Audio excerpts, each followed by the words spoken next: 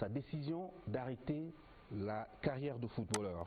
Après match, ce qu'il envisage pour l'avenir. Le match, tout sur sa carrière de joueur, hors jeu, nous évoquerons avec lui toutes les polémiques, et Dieu sait qu'il y en a, et même des plus récentes. Enfin, Samuel nous parlera des hommes qui marquent et qui continuent de marquer sa vie. Pour discuter avec lui, échanger et même le titiller, 4 journalistes. Lucrèce Medundjemba de la CRTV, bonsoir. Bonsoir Valérie. Albertine Bichaka de Vision 4, bonsoir. Bonsoir Valérie. Carole Yemelan de Canal 2, bonsoir. Bonsoir Valérie. Et enfin Dipita Tongo de STV, bonsoir. Bonsoir Valérie. Bienvenue à vous, une fois de plus bonsoir Samuel. Vous étiez hier au stade Amadou Ahidjo pour la rencontre comptant pour les éliminatoires Cannes 2021 ici au Cameroun. Cameroun-Cap-Vert, 0-0, un peu décevant, non? Un peu décevant pour ceux qui n'ont jamais joué au football, mais nos chers Lions ont fait ce qu'ils pouvaient et le plus important ne sont pas ces matchs-là. Vous avez peut-être oublié, mais l'objectif c'est de gagner la CAN que nous allons organiser dans quelques mois. Donc je pense qu'au niveau de la fédération, au niveau de notre ministère des Sports, peut-être la communication devrait être celle-là, dire aux gens, nous avons la chance d'être qualifiés d'office et il faudrait qu'on se prépare. Mais se préparer, ce n'est pas le jour J. Là, on a la chance d'avoir un staff qui est là, qui a plusieurs mois devant, avant la compétition, et il faut qu'on essaie de bâtir une équipe forte parce qu'on a des talents, on a des très très bons joueurs, il faut les mettre ensemble, qu'ils essayent de jouer ensemble le maximum possible, qu'il y ait cette cohésion-là. Nous commençons à entrer dans le vif du sujet. Lucrèce Medundjemba, une fois de plus. Bonsoir, vous êtes particulièrement intéressé à la fin de carrière de Samuel Eto'o et j'imagine que vous avez une tonne de questions à lui poser. Certainement Valérie. Alors vous parlez tantôt du match du Cameroun contre le Cap-Vert, vous étiez dans les gradins. Est-ce qu'à un moment vous avez eu envie de redescendre dans la pelouse? J'ai toujours envie de redescendre dans la pelouse. Je suis juste un jeune retraité. J'ai encore 30 minutes dans mon ventre que je peux offrir, mais malheureusement j'ai pris cette décision et je suis plutôt content de l'avoir prise. Mais hier j'ai passé un moment avec des amis, j'ai pris du plaisir à voir nos Lions nous défendre. J'aurais aimé qu'on gagne, mais bon, je suis un averti de la chose et je sais que lors d'une rencontre vous avez 3 possibilités, soit vous gagnez, soit vous allez perdre ou encore vous vous séparez comme on l'a fait hier. Alors à 38 ans vous avez donc décidé de mettre fin à votre carrière, vous l'avez annoncé sur Instagram, de End vers un nouveau défi. Vous avez fait une mise en scène pour enregistrer, pour présenter cette décision de fin de carrière, une casquette sur la tête, vous êtes dans l'obscurité et légèrement éclairé. Pourquoi cette mise en scène? Quel est le message que vous avez voulu passer entre le noir et la lumière? C'était juste un nouveau départ. J'avais fait le tour de ce que j'aime le plus faire, qui était jouer au football. Et je remercie tous mes coéquipiers, mes encadreurs et surtout les supporters et les journalistes camerounais qui m'ont toujours poussé à bout pour donner le meilleur de moi-même. Et je pense que si ce n'était pas parce qu'on m'exigeait beaucoup plus, ici chez moi, j'aurais donné tous les résultats que j'ai apportés. La lumière parce que je suis un enfant béni, j'ai connu beaucoup de bonnes choses, mon destin était porté vers nos prisons centrales, que ce soit celle de Yaoundé ou celle de Douala. Mais j'ai eu un talent, j'ai eu cette étoile-là. Quand vous regardez peut-être au Cameroun, nous avons des millions d'enfants qui veulent ne serait-ce que jouer au football. Mais moi j'ai joué au football, j'ai créé, j'ai défendu cette passion-là et j'ai apporté la joie et parfois aussi des déceptions parce que c'est la vie qui le veut dans plusieurs cœurs. Et j'ai dit je suis un béni. Et ce que je souhaite pour mes nouveaux défis, justement la lumière là, pouvoir avoir ne serait-ce que les 10% de la lumière que j'ai eue pendant mes 23 ans de carrière. Alors vous avez choisi d'annoncer votre décision à Kinshasa alors que vous étiez invité à participer à un forum économique. Pourquoi Kinshasa? Pourquoi hors du Cameroun? Pourquoi n'avoir pas réservé la primeur à la presse camerounaise? Vous savez, et je connais nos frères camerounais aimants, nous sommes africains et c'est ça le Cameroun. Nous savons aimer nos frères, nous savons aimer nos voisins et le plus important pour moi c'était de l'annoncer en Afrique et j'ai eu la possibilité de le faire pendant ce forum le Makutano. J'étais en Afrique, j'étais chez moi, Congo-Kinshasa c'est comme le Cameroun pour moi. Le plus important c'était pas de dire je vais prendre l'avion, je viendrai à Yaoundé annoncer que j'arrête ma carrière. Non, le plus important pour moi c'était de le faire chez moi en Afrique et je l'ai fait au Makutano au Congo parce que l'Afrique c'est chez moi. Alors parlons justement de cette décision, comment est-ce qu'elle s'est faite, comment est-ce qu'elle s'est construite dans votre tête, à quel moment vous décidez d'arrêter? Le premier jour où je commençais, j'avais déjà pris la décision que j'allais arrêter un jour. Si les blessures ne m'arrêtaient pas avant. Et depuis plusieurs mois, avec mes équipes, des amis, on parlait déjà, je me disais, bon Samuel, tu as fait le tour, tu as gagné, tu es allé vers d'autres défis, tu as amélioré tes relations. Est-ce que ce n'était pas le moment pour toi d'arrêter et de commencer à te préparer pour autre chose? Je suis allé au Qatar pour plusieurs raisons. La prochaine Coupe du Monde se joue au Qatar. Tout le business du football tourne autour du Qatar et j'ai eu la chance d'avoir des relations privilégiées là-bas. Donc j'ai dit, quand ils m'ont dit tu viens chez toi pour finir ta carrière, j'ai dit mais écoutez, je viens, je suis allé là-bas et à la fin j'ai pris cette décision qui n'était que normale pour moi. Mais à 38 ans, je pouvais encore jouer parce que j'aime ça. Est-ce qu'il y a un élément déclencheur? On sait que votre fils est déjà lui aussi dans la pelouse. Est-ce que vous ne voulez pas courir non, j'aurais plutôt en même temps que mon fils? Mais vous savez, j'aurais plutôt aimé jouer peut-être ma dernière saison avec mon fils. Je pense que ça aurait été le meilleur des trophées, mais j'ai eu la chance de jouer avec un de mes fils, Olinga, toujours face au Cap-Vert. Vous ne vous souvenez pas peut-être, quand Olinga commence, tout le monde dit ouais, c'est le protégé de Samuel, il fait tout pour qu'il soit à l'équipe nationale, mais il méritait juste d'être là et c'était la passe du papa, le but du fils face au Cap-Vert à un match difficile ici à Yaoundé. J'ai eu ce privilège là et il n'y a pas eu un élément où je disais non, je me suis dit il était temps pour moi de me retirer, de commencer à me préparer pour aller vers autre chose. Samedi au stade, il y avait François Mambi, coach adjoint, il y avait Patrick Beaumont, nouvellement coach UEFA, et puis il y avait Sam. Donc vous n'avez pas dit, vous n'avez pas pensé, quelle belle image, quelle belle affiche sur le banc de touche comme entraîneur des Camerounais pour cette équipe. Pour ceux qui me connaissent, j'ai une position qui est claire. C'est de dire nous avons joué, nous avons servi notre pays. Ceux qui veulent servir notre pays autrement doivent avoir la possibilité, la chance de le faire. Parce que les autres ne nous donnent pas ces chances à l'extérieur. Mais vous savez, je n'ai pas le pouvoir de prendre des décisions plus haut. J'ai des aînés, j'ai des parents. S'ils m'instruisent, ils me demandent de faire quelque chose, je ne me tiens qu'à ça. J'aurais évidemment souhaité qu'un jour, parce que Rigobert il avait commencé, que mon aîné Rigobert, qui soit sélectionneur de l'équipe nationale du Cameroun, mais cela ne dépend pas seulement de Samuel Eto'o. Il faudrait bien un jour qu'on se dise, il faut qu'on consomme camerounais pour que ça tourne aussi entre nous. Ça ne dépend pas seulement, donc dépend un peu de Samuel Eto'o. Si ça dépendait que de moi, mais je signerais demain, je regarderais qui est le plus apte à diriger l'équipe nationale, mais ça serait un Camerounais. Mais maintenant, il y a plusieurs choses qui rentrent en jeu. L'équipe nationale ne dépend pas, je dirais même ne dépend plus de la fédération camerounaise, ça dépend plus du ministère de Sport qu'autre chose, dont les décisions viennent plus du ministère de Sport que de la fédération. Ça c'est une vérité, et c'est là.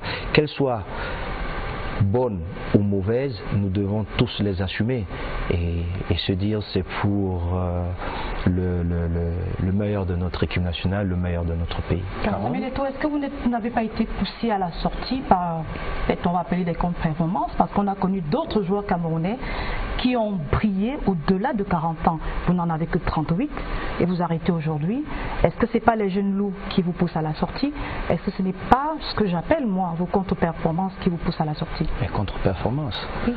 Oh, non. Y en a-t-il? Vous savez, je ne veux pas créer une polémique avec ça, mais quand vous regardez dans l'ensemble des joueurs africains, vous verrez que je suis parmi ceux qui ont fait le plus de matchs, qui ont marqué le plus de buts, qui ont fait le plus de beaucoup de choses. À un moment donné de ma carrière, ce n'était plus forcément le but que j'allais marquer, c'était le conseil que j'allais donner aux jeunes qui est dans le vestiaire, c'était de partager mes expériences avec les autres. Beaucoup ont poussé, vous savez, avant les élections, de la FECAFOOT. Avant les élections de la FECAFOOT, plusieurs candidats sont venus me voir, ils m'ont dit « Ah mais Samuel, mais il faut que tu nous aides à être président et on souhaite que la CAN qui se jouera chez nous, que tu viennes. » Je dis que je vienne en tant que quoi, joueur, vice-président, en tant que quoi, sélectionneur, en tant que quoi. Non, il faut que tu joues, il faut que tu sortes par la grande porte. J'ai dit mais non. Vous allez m'excuser, mais les Camerounais m'ont permis d'être là, devant cette grande porte. Quand vous arrivez partout, vous voyez des jeunes qui crient, parfois des parents qui s'arrêtent, qui disent « Mais ah, il est jeune, hein. C'est lui là !» Mais je suis là. Et l'intérêt pour moi, c'est pas, et comme je disais, c'était pas d'être dans une équipe et de ne pas apporter un plus.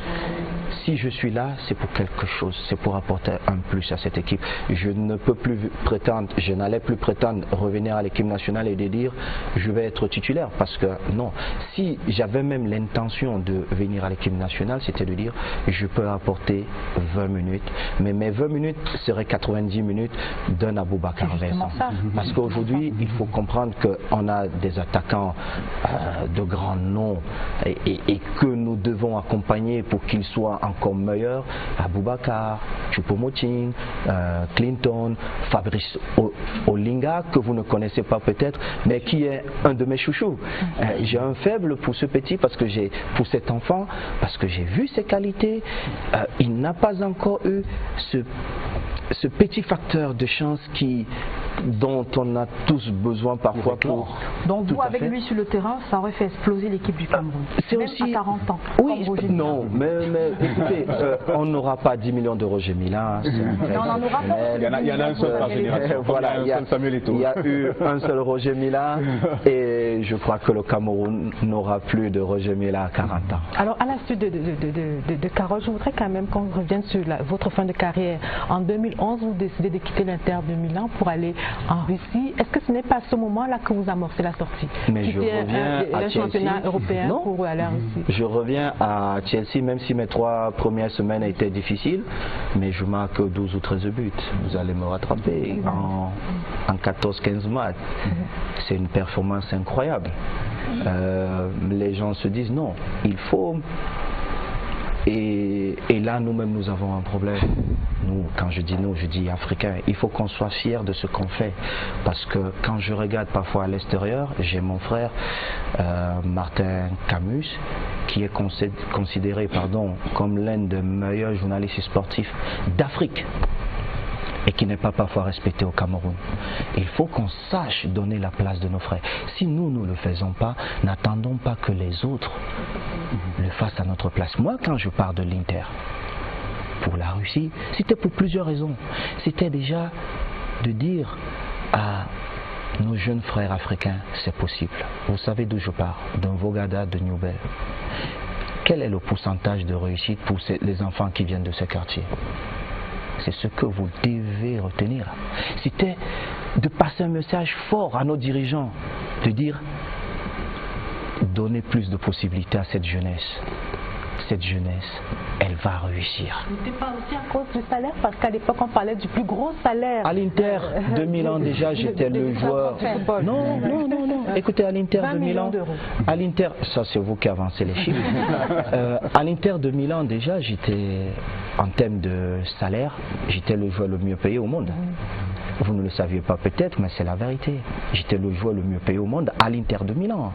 Donc ce n'était pas une question d'argent, c'était un message qu'il fallait passer. Aujourd'hui, Neymar, il touche une somme qu'il mérite, Lionel Messi, évidemment, mais pour les autres, c'est normal. Mais ce sont des sommes qui sont beaucoup plus importantes que les sommes que je touchais. Mais à l'époque, on a beaucoup plus parlé des sommes que je touchais. Pourquoi? Parce que c'est une exception. Juste pourquoi? Parce que je viens d'un continent qui n'a pas de chance, qui a ce problème-là où on se tue entre nous alors que nous devons tous nous mettre ensemble pour dire non. Parce que nous avons un continent très riche, mais je ne dis pas seulement en minerais, en tout ce que nous pouvons avoir. Moi, partout où je vais, même quand je partais en Russie, pour vous dire, quand je vais passer la visite médicale, est-ce que vous savez que le patron du centre à Rome où je suis allé, il est camerounais? J'ai dit, moi, quand je suis entré dans ça, il me dit, ah, Afré. J'ai dit, il me dit, oui, je suis le patron ici. J'ai dit, mais on a besoin de ça au pays.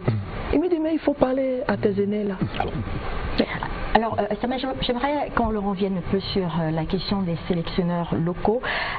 Qu'est-ce que vous avez pensé de la candidature justement de Patrick Mboma, avec qui vous regardiez le match hier pour entraîner l'équipe? Non, je n'ai pas regardé le match avec Patrick. Moi, j'étais un peu au Shabbat. Ok, d'accord, mais vous étiez tous au stade de toute manière. J'ai retrouvé les sensations. Voilà, je restais avec ceux qui sont à côté de moi. Vous étiez au stade. Alors, qu'est-ce que vous avez pensé de sa candidature justement pour prendre en main l'équipe nationale, devenir sélectionneur? Est-ce que vous avez été déçu, comme beaucoup de Camerounais, de ne pas voir cette candidature être finalement retenue? Je pense qu'il faut bien faire les choses. Et Patrick saura de quoi je parle parce que je le lui ai dit. Moi, par contre, je ne me cache pas. Quand j'ai quelque chose à dire, je débat. Et ce que je peux dire en privé, je peux le dire en public parce que j'ai cette personnalité-là. J'ai reproché à Patrick beaucoup de choses dans la manière de faire. Je pense que vous ne pouvez pas critiquer un sélectionneur en disant qu'il n'a pas assez d'expérience pour être sélectionneur de l'équipe nationale du Cameroun. Quelques mois plus tard, vous sans expérience, vous venez déposer votre candidature. Il y a quelque chose qui ne va pas. L'intérêt, il est où? Qu'est-ce que vous voulez? Je dis, moi, ce que je dis, à l'époque, quand je discutais avec Patrick, il s'agissait, Patrick, mais il a des capacités énormes, pas seulement pour être sélectionneur, mais vous savez, des joueurs comme Erigo Berson, Patrick Mboma, Roger Mila, Joseph Antoine Bell, Thomas Nkono, des joueurs qui ont marqué certaines générations ne devraient plus être dans la polémique, dans les intérêts personnels. On devrait être dans ce qui fait plaisir à la nation. Et où je suis frustré, où je me bats contre tout le monde, c'est quand je me retrouve face à certains aînés qui sont toujours dans l'intérêt personnel. Moi, je vous dis, Patrick lui-même, il ne se rend pas peut-être compte, mais si moi je suis, je sais pas, président ou je sais pas, demain, et on me donne le pouvoir de dire, je dis Patrick, viens me dire, c'est ta maison. Samuel, il n'était pas prêt. Pardon. Je ne sais pas s'il était prêt ou pas. Mais on n'est jamais prêt. On ne sait jamais si on est prêt ou pas jusqu'à être face à, je dis juste, il faut parfois bien faire les choses, être honnête avec tout le monde et puis les choses viendront vers vous. On va prendre deux dernières questions. On va commencer par Dipita et vous allez conclure, Lucrèce. Samuel Le Guen débarque au Cameroun d'une image. Vous êtes celui qui lui offre le bouquet de fleurs. Sidoff, en fin de carrière, c'est votre ami. Vous faites bras dessous, bras dessous. Et là, il y a Tony. On sait un peu la proximité. Quand on regarde en même temps le déclin de cette équipe, vous ne vous dites pas, je partage ce parcours-là, je suis aussi un peu responsable. Sinon, puisque l'opinion vous dit sélectionneur, des sélectionneurs, est-ce qu'on ne vous dit pas c'est votre chèque? C'est quand même incroyable comment il y a beaucoup de fausses nouvelles. Je n'ai jamais donné le bouquet de fleurs. Non, j'ai dit c'est une image. Hein. C'était une image pour dire votre Elle proximité. n'existe même pas. Je dis votre proximité. Non. Archi faux. Archi faux. J'avais été approché par le ministre Mebengo à son époque. Il organisait un tournoi de foot dans sa région. J'avais été invité pour le match d'ouverture. Je monte dans l'avion. Paul Le Guen ne m'avait jamais contacté avant. Le Cameroun ne m'avait jamais contacté avant pour me dire qu'ils étaient en train de négocier avec Paul Le Guen ou qui que ce soit. On est dans cet avion, il se lève, et je me souviens, il était en business, j'étais en première. Il se lève, il voit l'hôtesse, il veut me parler. Il est venu, il m'a dit, je vais au Cameroun, je serai le prochain sélectionneur. Moi, connaissant mon pays, je lui ai dit, ah, monsieur, on est joueur, on a un langage, on a nos codes, mais on ne peut pas avoir cette discussion parce que vous pouvez arriver là-bas, ils ont déjà signé quelqu'un d'autre. C'est tout. Il n'y a jamais rien eu. Toutes les polémiques qui ont été créées à des fins précises, c'était pour nous distraire. C'est tout. La réalité, elle est autre. Je suis sorti de mon avion, j'ai pris mes véhicules, je suis allé au village du ministre Mebengo, j'ai fait ce que j'avais à faire, je suis revenu sur Yaoundé, je suis resté quelques jours et je suis allé à Douala voir mes parents, je suis reparti. Il devient sélectionneur quelques temps plus tard, d'où naît une autre polémique. Je suis capitana. Brassa. Je suis capitana. Angola 2010. Même mon grand frère Rigobert Song, il ne peut pas me mentir. Moi, j'ai fait les choses comme un bon petit frère. J'ai attendu plusieurs années avec ma douleur, tout ce que je ressentais. Je suis allé vers mon grand frère, avec moi. Je lui ai dit, grand frère, il est temps qu'on se parle entre hommes. J'ai eu cette discussion. Je lui ai dit, grand frère, ça m'a offensé. J'ai été un bon petit frère, j'ai été un bon général, j'étais le général le plus fidèle à Rigobert. Et qu'a dit son Rigobert? Il y a eu, il était parfois surpris de savoir même que j'étais au courant de certaines choses. Mais ici, chez nous, si vous avez besoin des informations, vous les avez, hein. Ça c'est gratuit. Parfois pas à la source. À la source même. Donc, mais j'ai toujours souhaité bien faire les choses. J'ai toujours gardé ce respect entre mon grand frère Rigobert et moi. J'étais d'accord ou pas avec les décisions de l'aîné, je les assumais. Mais qu'est-ce qui était le déclic dans cette cassure? Attention, Peter, on risque d'entrer dans la polémique. Il n'y a pas de polémique. Il est important, il est vraiment important que les gens sachent ce qui s'est passé et qu'on arrête de me prêter des histoires qui n'ont jamais existé de mon côté. Nous en parlerons, Samuel. Ne vous inquiétez pas. Vous inquiétez pas. Moi, à l'équipe nationale, j'avais ma place. J'apportais ma contribution pour qu'on gagne. Mes coéquipiers ne m'enlevaient rien, je n'enlevais rien à mes coéquipiers. On était heureux de marcher ensemble. Mais ce que j'ai compris, et c'est le même problème que nos jeunes frères ont aujourd'hui, c'est que plus il y a de victoires, il y a beaucoup plus d'argent. Alors, mes frères n'ont pas toujours été aussi vigilants que moi sur cet aspect-là, mais tout ne se joue pas au niveau d'une relation entre mon grand frère Rigobert ou moi, ou un autre joueur et moi. C'est d'autres personnes qui ont d'autres intérêts, qui font tout pour que les choses ne marchent pas. Il y a des relations, et certes, nous nous retrouvons dedans comme des acteurs. Mais moi, j'ai toujours refusé cela. Aucun de mes aînés, voire même mes petits frères, certains qui courent un peu partout, qui gesticulent, peuvent venir dire quoi que ce soit. On s'assoit, on débat, argument contre argument, et j'ai toujours prouvé que ce qu'ils apportaient était faux. J'ai détenu même d'autres informations qu'ils n'avaient pas. Et même monseigneur Tonier. Bacotte. Oui, vous pouvez vous rapprocher. Il nous a réunis, il a dit, mes enfants, qu'est-ce qui ne va pas? Vous êtes face à votre papa, dites-lui. J'ai dit non, monseigneur, permettez-moi. Convoquez mon grand frère Rigobert, qu'il vienne. Il est venu, il a pris place. J'ai dit, ok, mes petits frères, je vous écoute. Ils ont parlé, j'ai dit, ok, je prends sur moi. J'ai dit, bon, cher aîné, je vais apporter des réponses aux questions de nos jeunes frères.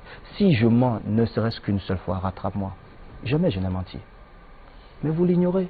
Mais quand on sort, on vous présente les choses autrement. Pourquoi? Je ne refuse pas de prendre la place qui est la mienne. Je l'ai gagnée dans les stades. L'amour que les Camerounais et les Africains on me porte, je n'ai pas payé les gens pour quand même. Je suis comme ça. C'est une étoile qui arrive, qui repartira peut-être un jour. Mais c'est Dieu qui donne. Je n'ai pas choisi. Alors Samuel, je voudrais quand même qu'on revienne un peu sur votre fin Voilà, de carrière. sur Oui, cet aspect, hein. oui, votre fin de carrière avec les Lions. Est-ce que vous êtes satisfait de la manière dont vous êtes sorti de cette équipe? Vous disiez, je vais me permettre cette petite confidence à Ismaïlia, vous disiez à vos jeunes confrères, je ne suis pas bien sorti de cette équipe nationale. Alors je vous repose cette question aujourd'hui. Est-ce que vous auriez voulu que les choses se passent autrement? J'aurais voulu que les choses se passent autrement, pas pour moi, Samuel Eto'o. J'aurais voulu que les choses se passent autrement pour des joueurs comme Rigobertson, comme Kameni, comme Léa Touba et autres, et d'autres lions qui ont été là, qui n'ont pas eu cette reconnaissance de fin de carrière. Vous savez, être gentleman, on l'est ou pas. Et il faut à un certain moment que cette reconnaissance-là soit là. Quand vous avez servi la nation, 118 sélections, 56 buts. Non, non, non, ce n'est pas, une question de Samuel Eto'o. Ce n'est pas moi. Moi, j'ai eu beaucoup plus de chance que certains aînés, que certains jeunes frères. Ce n'est jamais une question de Samuel Eto'o. Moi, quand je porte certaines actions, ce n'est pas Samuel Eto'o. Je fais toujours pour le groupe.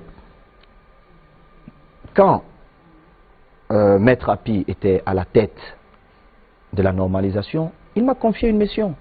Il m'a dit, Samuel, il faut que tu rassembles tous ceux qui peuvent aider l'équipe nationale. J'ai les premières personnes appelées.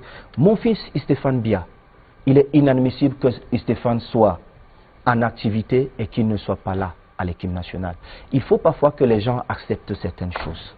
Oui, Stéphane a prouvé qu'il peut être dans cette équipe nationale. Maintenant, dans une équipe nationale, c'est le sélectionneur qui trouve les mots avec ses joueurs, le deal qu'il fait avec certains leaders. Vous croyez que Pep Guardiola, malgré tout, qu'est-ce qu'il pouvait dire à Samuel Eto'o? Ce sont des deals entre coach et joueurs importants. C'est comme ça qu'on doit manager ces joueurs. Il ne faudrait pas que ce que les autres font en Europe, nous apprécions et chez nous, on veut brimer les autres. Non. Les Stéphane Bia, les Kameni, ce sont des joueurs qui ont écrit une histoire, qui sont là. On doit les traiter comme des messieurs. Même ceux qui sont là, ce sont des messieurs, on doit les responsabiliser. C'est comme ça. Et c'est ma façon de voir, et c'est cette posture-là que je défends. Quand à Ismaïla, quand je parlais, je disais, ah, pourquoi c'était pour dire à ces jeunes, battez-vous pour que ceux qui viendront après vous ne connaissent pas peut-être ce que vous allez connaître. D'accord. Merci Samuel déjà de cette immense franchise. On va continuer dans cette même veine-là. Bonsoir Albertine. Bonsoir. Alors, la carrière de footballeur de Samuel est désormais, on va dire, derrière lui. Hein, et j'imagine que vous vous posez des questions sur qu'est-ce qu'il y a demain. Ce que nous avons appelé l'après-match. Exactement. Bonsoir encore Samuel. Alors, vous avez décidé en septembre dernier de mettre fin à votre carrière. Et on va revenir sur ce post que vous avez fait sur Instagram, vous parlez vers un grand défi. Vous n'avez pas dit vers de grands défis. On sait que vous choisissez vos mots avec beaucoup de minutie. Est-ce qu'il y a un défi particulier auquel vous pensiez lorsque vous avez fait ce post-là? Bien sûr, mais seulement je ne pourrai pas le partager avec vous. Et vous me le permettrez. Vous savez pourquoi? Parce qu'il faut que je me prépare encore. Et la seule chose que je puisse vous dire ce soir, c'est que je dois retrouver les bancs. Le football, pendant plus de 20 ans, ne m'avait plus permis de repartir à l'école. Et pendant plusieurs mois, je dois repartir à l'école et me préparer. C'est la seule chose que je puisse vous dire. Partir à l'école? L'école d'entraîneur de foot. Non, ça c'est à l'école primaire, à l'école maternelle. Ça c'est un suivi normal. Entraîneur de foot, c'est une licence qu'on passe. Elle dure parfois 2 ans pour certaines personnes. L'État et la politique. Et pour d'autres 8 mois, voire 1 an. Mais le plus important pour moi, c'est d'être prêt pour ce que je veux faire. Dipita, tu sais, plusieurs personnes me prêtent cette casquette, mais moi je vais vous dire, vous-même vous faites la politique. Vous-même vous faites la politique. Je ne suis pas là à l'école. Mes sœurs, elles font la politique, tous ont fait la politique, chacun à son niveau. Vous comprenez, même quand je me déplace pour faire du lobbying pour les intérêts de notre pays, c'est une forme de politique. Maintenant, est-ce que les gens veulent dire que j'aimerais être comme Georges Weah? Je ne pense plus que nous aurons 10 millions de Georges Weah. Chacun naît avec son étoile. Je vais saisir, et j'ai saisi, l'opportunité dans le monde que je maîtrise le mieux. Je me prépare pour ce monde et je vais tout donner pour être le meilleur dans ce secteur-là. On va donc comprendre que Beto ne fait pas partie de ce grand défi. Alors c'est quoi Beto? On vous a vu dans une affiche publicitaire, on parle d'un jeu de hasard. C'est quoi ce projet-là qui certainement n'est pas le grand défi de Samuel Eto'o? Mais Beto d'abord c'est un projet de 2 Camerounais. Vous savez, les paris chez nous au Cameroun sont gérés, je dirais, à 99% par des étrangers. Ça veut dire que les capitaux repartent ailleurs. Et vous savez combien j'aime mon pays. Quand ces 2 jeunes compatriotes m'ont approché pour me parler de cette belle idée, il est vrai, il faut parier, il faut rêver de gagner, mais vous ne gagnez pas à chaque fois. Ce n'est pas le premier côté que j'ai regardé. J'ai demandé, il y aura combien d'emplois? Le but, c'est de renvoyer l'argent au Liban, en France, aux États-Unis. Non, l'argent tournera au Cameroun et nous savons tous que avec la situation économique que traverse notre pays, nous avons besoin de développer des activités qui permettent non seulement à nos frères de pouvoir travailler, de gérer leur petite famille et que cet argent-là tourne ici. Bon, j'ai eu des garanties de ces jeunes, alors j'ai décidé d'être un sponsor pour ces jeunes. Vous avez vu les premières affiches, j'étais évidemment là parce que c'est une gage pour, mais vous verrez qu'ils auront des ambassadeurs qui seront des Camerounais parce que le produit est pour que les Camerounais puissent rêver. Si ils ont plein de millionnaires, voire même des milliardaires. Vous savez ce qu'il se dit? Il se dit que le jeu de hasard aliène la jeunesse. Et il se dit aussi que finalement, Samuel Eto'o, mine de rien, ce n'est que du jeu de hasard qu'il faut proposer aux jeunes. Vous répondez-vous à ça? Mais écoutez, il est évident que les concurrents de Beto ne resteront pas les bras croisés.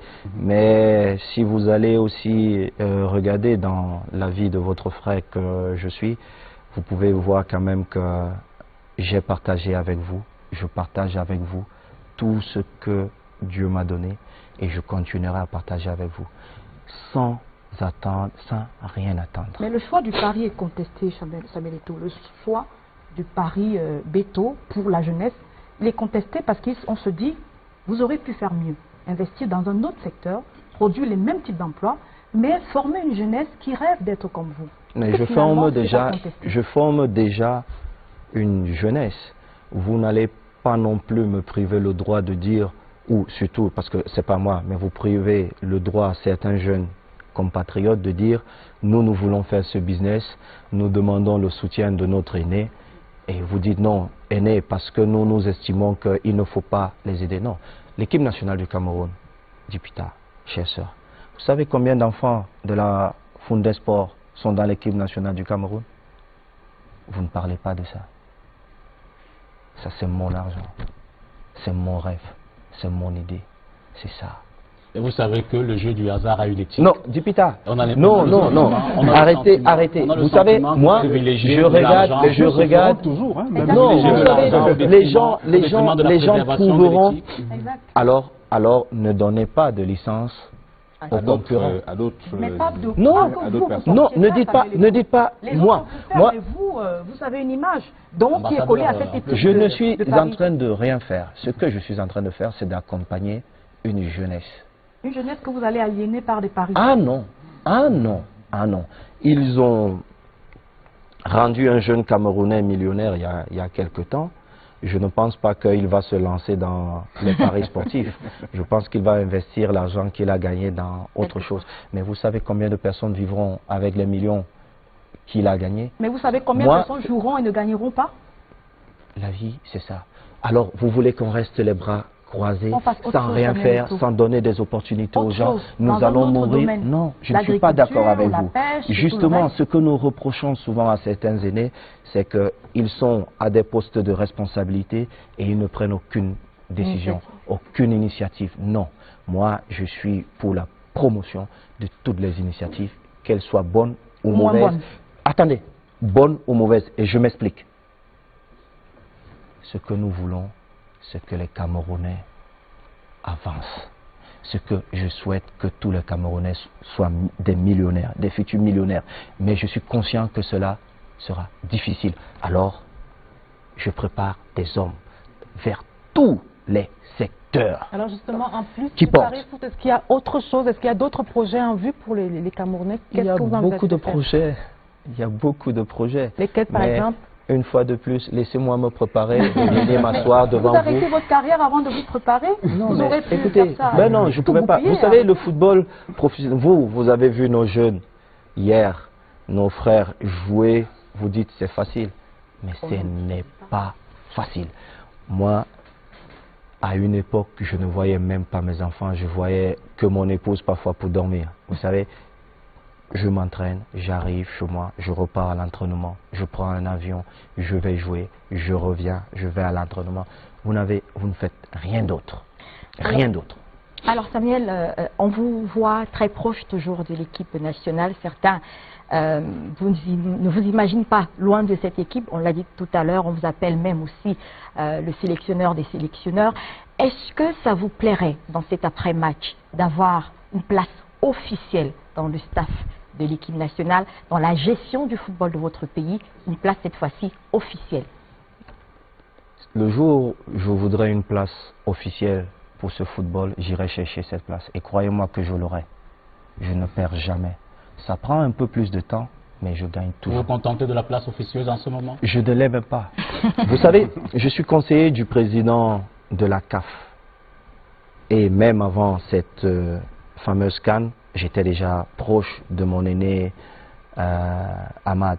Vous savez aussi que j'appartiens à cette famille des légendes du football africain. Donc, ma place, elle était là. Je devais être à cette CAN. Et j'étais là à ce titre. Maintenant, vous ne pouvez pas me refuser le droit d'aller regarder un match du pays que j'aime le plus au monde. Vraiment, refusez-moi beaucoup de choses, mais ne prenez pas ça. Donc, il est normal que si notre pays joue à 300 mètres du Caire, à 300 km pardon, du Caire, que j'aille regarder ce match. Il est normal que si mon pays joue même à 600, 700 km du Caire, que j'aille regarder ce match. Il est normal. Après, les gens peuvent... Il est normal que vous susurrez des choses au sélectionneur qui est en place. Il est normal que vous fassiez des propositions. Ça rentre dans la normalité des choses. Si quelqu'un vous dit que Samuel a fait une proposition de joueur, c'est un menteur. Si quelqu'un vous dit que Samuel a fait l'équipe qui a joué contre X ou X, c'est un menteur. Mais je vais vous dire autre chose. Parce que les premières personnes qui vous induisent en erreur, ce sont les propres footballeurs. J'ai une façon de faire, c'est l'excellence. Je ne sais pas tricher. Et je n'accepte pas d'accompagner les tricheurs. J'ai des enfants qui m'ont sollicité, qui m'ont dit « Ah, papa, vu que tu as une relation privilégiée avec Laurent Sidoff, aide-nous à être dans cette liste. Et ils ne pourront pas vous dire non. J'ai dit, mes enfants, vous n'aimez pas votre papa. Parce que je ne vous ai jamais appris ça. Je crois en vous, je crois en vos qualités, mais je n'appellerai jamais. Même mon propre fils, Étienne, j'ai découvert sa convocation comme vous. Et si mon fils m'avait demandé, je vais me taire de vous dire le conseil que j'aurais demandé à mon fils. Mais mon devoir est d'accompagner mon fils. Après, il prend des décisions, il apprend. Donc, je vais vous dire, je ne vais jamais demander à un entraîneur de sélectionner un X ou un Y. Jamais. Clarence est arrivé au Cameroun, il ne connaissait rien. Nous avons aidé pour que son intégration se passe le mieux possible. Quand vous dites aider, ça veut dire faire quoi? Ça veut dire quoi? Sous quelle casquette? Non, non, non. Je suis un ami. J'ai joué. Quand je suis arrivé au Real Madrid, Clarence Seedorf était déjà une superstar. Je n'étais qu'un gamin. Alors, Clarence arrive au Cameroun. Samuel, qu'est-ce qu'il faut connaître? Qu'est-ce qu'il ne faut pas connaître? Je lui ai dit une chose. La première des choses, ne rentre pas dans la guerre des clans. Ce sont des guerres des intérêts. Je suis sélectionneur de tous les clans. Tu écoutes tout le monde, mais tu prends ta décision parce que c'est toi qui assumes. Bon conseil. C'est toi qui assumes. Et à ce moment... Si moi, Samuel, je t'appelle un jour et je te dis, Clarence, convoque tel joueur, je ne suis pas un bon petit frère pour toi. Clarence, je ne serai pas un bon petit frère. Mais si un jour, tu me dis, en tant que footballeur, Samuel, j'ai telle vision, je peux t'apporter comme footballeur, je peux te dire, ah, Clarence, est-ce que tu ne penses pas que, au lieu de prendre à gauche, tu pourrais prendre à droite? Mais c'est toi qui assumes, c'est toi qui prends. N'écoute pas, ou écoute-les tous, mais ne prends pas en compte ce qu'ils vont te dire, parce qu'ils ont des intérêts cachés. Est-ce qu'il vous a écouté? Que toi, moi, Clarence ne m'a pas toujours écouté. Moi, je vais vous dire. Il pouvait vous écouter, Mais dans le contexte. c'est lui qu'on le connaît. sélectionneur, c'est lui qui a émargé, qui a signé son contrat. Moi, et mon jeune frère Wilfried, mes témoins, j'ai failli tomber dans le coma, le match Cameroun-Nigeria. Mais Samuel, J'arrivais au stade et puis j'ai vu le classement comme tous les Camerounais. Et j'avais mes laissez-moi, j'avais mon opinion, mais ça restait l'opinion d'un supporter. J'ai appelé mon jeune frère, j'ai même envoyé un message vu qu'il ne décroche jamais. Je lui ai dit, mais j'ai envoyé un message, je ne sais pas s'il a gardé. J'ai dit, mais Clarence, il joue avec mon cœur. Mais c'est le supporter qui parle. Après, le coach vit avec son groupe. Moi, je ne suis pas dans ce groupe. Il voit des choses que nous ne voyons pas. alors Samuel, Il analyse les maths des adversaires. Il n'a pas le même regard que nous. C'est ce que les gens oublient. Moi, j'ai été coach à Antalya. Je devenais patron de mes coéquipiers. Quelle tâche difficile. Et j'avais un coéquipier qui était très fort. Il jouait avec l'ancien entraîneur. Avec moi, il ne jouait pas. Un jour, il est venu au bureau, il me dit, mais c'est parce que tu ne m'aimes pas, tu ne m'as jamais aimé, c'est parce que je ne te passais pas le ballon. Je lui ai dit, non. Moi, le meilleur milieu de terrain pour moi, c'est un Makoun. Et j'ai expliqué pourquoi.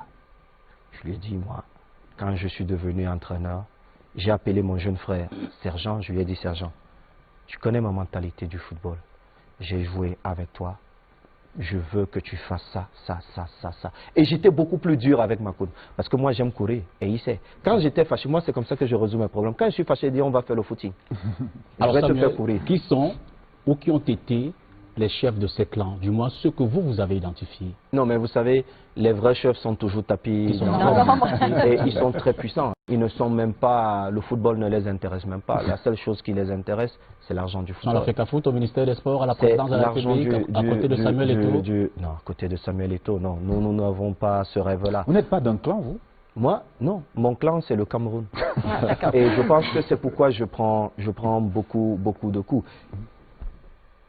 Il y a eu une situation dans la tanière où nos lions ont décidé, à raison ou à tort, mais je salue le courage qu'ils ont eu de ne pas recevoir le président de la fédération, le président et le ministre. À tort ou à raison, je ne rentre pas pour juger. Ils vivent leur époque. Ce sont leurs décisions. Je peux être dur avec eux en off, mais dehors, je vais toujours les défendre. C'est ma position. Et que personne ne se trompe. Par contre, il fallait trouver des solutions. L'État du Cameroun, j'étais à Istanbul, on m'a appelé, on m'a dit, Monsieur Samuel, tu règles ce problème. Oh. L'appel venait d'un clan? Non, l'État du Cameroun. Ça veut dire c'est beaucoup plus haut que le ministre des Sports. Mais beaucoup plus haut. La présidence de la Moi, République? je ne regarde pas. C'est 25 ou 26 millions de Camerounais. C'est ça mon intérêt. Après, un aîné est sorti. Il a dit il y a eu ingérence, il y a eu ceci. Non. Vous n'êtes ne me intervenu qu'à la demandez pas. demande des autorités camerounaises. Mais bien sûr, je ne rentre pas. Moi-même, je fuis même l'équipe nationale du Cameroun. Parce que Je fais quoi la toutes formule? ces personnes qui ont Le président de la République me demande de vous dire, Samuel, Non, venez... écoutez, Lucrèce, vous étiez là. D'autres étaient là. J'ai parlé au nom de l'État du Cameroun. L'État du Cameroun qui représente tous les Camerounais. Je ne viens pas, je n'appartiens pas au ministre des Sports, au ministre de ceci. J'appartiens à tous les Camerounais. Moi, je ne rentre pas dans ces petits intérêts des gens. Et après, finalement, mon fils a payé. Parce que j'ai fait une intervention pour l'État du Cameroun, ce qui nous a servis. Parce que si je n'avais pas... Ça. Mais c'est la vérité. On Si je n'avais dessus. pas intervenu sur ce problème, peut-être nos jeunes frères n'allaient pas continuer à jouer. Mais il fallait trouver la solution pour qu'on sorte de ce problème et enfin qu'on écoute ces joueurs. L'éternel problème, il est là. Et j'ai été très dur avec Patrick Mboma, et il le sait. Très très dur. Parce que des gens ne comprennent jamais comment marchent les choses, mais ils viennent, ils vous parlent, ils vous sortent des phrases incroyables et des gens s'accrochent à ça, pourtant ils n'ont aucunement raison. Il y a eu des choses, des négociations portées par Bill Chateau. Ok, les Lions ne sont pas d'accord, on ne peut pas imposer des choses aux Lions. Mais ce que vous tous vous oubliez, même les Lions, on ne défend pas, on ne négocie pas l'argent de l'État, l'argent de tous les Camerounais. Où la négociation devrait se porter, c'est l'argent que ces enfants génèrent. Oui. C'est là. Et vous tous, vous êtes braqués. Ah, mais même eux, même nos lions ne l'ont pas vu. Moi, quand j'étais capitaine, j'étais redoutable. Parce que j'avais tous les papiers. Mais ce qui m'intéressait, ce n'était pas l'argent que nos parents nous donnent. C'est un cadeau. Tu ne peux pas refuser le cadeau que ton parent te donne. Où la négociation doit se porter sur ce que moi, Samuel Eto'o, je génère. Et ce que je génère, c'est quoi? Quand je qualifie mon pays en Coupe du Monde, qu'est-ce que la FIFA me donne? Les sponsors. Si les sponsors viennent, c'est parce que nous sommes à l'équipe nationale du Cameroun. C'est là où la négociation doit se mener. Vous n'allez pas venir dire à l'État du Cameroun, avec tous les problèmes qu'on a du nord au sud, des écoles, certains de nos jeunes frères ne vont, vous regardez même les salles de classe, vous vous dites mais c'est pas possible, on vous dit on vous donne 20 millions, on vous dit non, je ne veux pas 20 millions. Ce n'est pas là. C'est pas là le problème, Samuel. Non, ce n'est pas un problème. compris. Je suis juste en train de vous dire que tous, vous vous trompez. Quand vous êtes, je vous suis souvent, vos débats, personne n'apporte cet argument-là en disant non, le débat il est faussé dès le départ. La négociation ne se porte pas sur ce que l'État apporte. Non, c'est un cadeau que l'État décide de donner. Non, il n'y a pas de négociation là-bas. Où la négociation devrait se tenir, c'est sur ce que ces enfants génèrent. Moi, je génère des revenus. Alors, monsieur, asseyons-nous. Vous ne pouvez pas prendre l'argent que je génère, vous donner à d'autres alors que c'est moi qui génère. C'est là. Mais si ses propres enfants ne voient pas ça, mais écoutez, moi j'ai essayé de passer des messages et leur dire, écoutez, vous n'allez pas demander à l'État de vous donner plus d'argent ici parce que c'est un cadeau, mais regardez peut-être ailleurs. Regardez peut-être ailleurs. Et c'est là où on voit toute l'intelligence des leaders, toute la compréhension des leaders, parce que tous ils n'ont jamais rien compris. Et moi, on m'a posé des problèmes dans cette équipe nationale parce que j'avais compris où il y avait le vrai argent. D'accord Samuel, on va avancer un petit peu, Carole, avec Samuel Eto'o sans veto dans cette émission que vous regardez sur la CRTV, sur STV, sur Vision 4 et sur Canal 2. Nous abordons à présent le match, la carrière même de Samuel Eto'o. Carole Yemelon, bonsoir. Bonsoir Valérie. C'est un aspect sur lequel vous vous êtes vraiment arrêté, c'est-à-dire cette carrière qui a commencé il y a 26 ans. Aujourd'hui, vous voulez un peu savoir comment elle s'est déroulée. Justement. Samuel Eto'o, vous avez joué dans plusieurs championnats, notamment européens et dans d'autres parties du monde. Alléluia. Amen. Ils n'ont pas ouvert le micro. Tu es celui qu'ils ont ouvert maintenant. Teste voir. Ah non. Excuse refusée. Est-ce qu'on repart? On y va. Bon, plan large alors. Réalisation, dès que tu es sur le plan large, on comprend qu'on repart. 5, 4, 3, 2, 1, 0.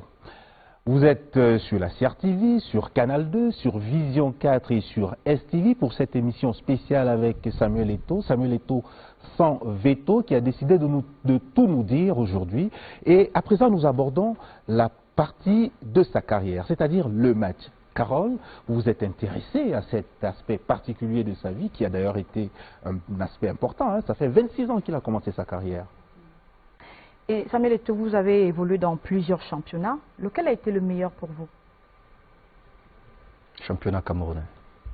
Vous avez joué dans le championnat camerounais. Vous trouvez oui, qu'il est avec mieux UCB. que celui de l'Europe, par exemple, où vous avez aussi évolué longtemps? Reformulez votre question. Est-ce que ce n'est pas une réponse patriotique? Non, reformulez votre question. Est-ce que c'est le meilleur championnat pour vous? Non, le meilleur en termes de quoi? Le meilleur en termes de performance, en termes de ce que vous avez gagné. Mais si je vous parle au niveau des émotions, d'organisation. si je vous parle au niveau des émotions, je vais vous dire le championnat camerounais, parce que à l'époque où j'arrive à UCB, je ne suis là où tout a commencé. En fait. Oui, je ne suis qu'un gamin. On ne s'attend pas à ce qu'un gamin, un bébé même, je dirais, arrive comme ça et moi j'arrivais au marché central de Douala et tous mes frères vendeurs à la sauvette sortaient et disaient « Ah, maman, tu ne payes rien. Tu n'achètes ici, là, c'est zéro. » Même ma maman, elle ne se rendait pas compte. La pauvre, au départ, le jour où je lui dis « Ah, maman, je joue à Douala contre le grand Tonnerre à l'époque. Ils étaient beaux, propres. Nous, les petits Bamileke, on était sales. » Mais on avait cette fierté-là de dire « En sport, tout est possible. » Ils sont arrivés, ma maman, elle était là, dans les gradins. J'étais là, banc de touche, quand Michel Kaham a décidé de me donner la chance de rentrer. Et j'avais prévenu Bekono, je lui ai dit, Bekono, aujourd'hui je mets 2. Qui était un aîné, et j'étais fier de jouer contre un aîné comme Bekono, qui était le gardien de Tonnerre à l'époque. Je suis rentré, 30 secondes plus tard, j'ai fait ce que j'aime le plus faire, j'ai mis dedans. Pourquoi vous n'avez jamais joué en France?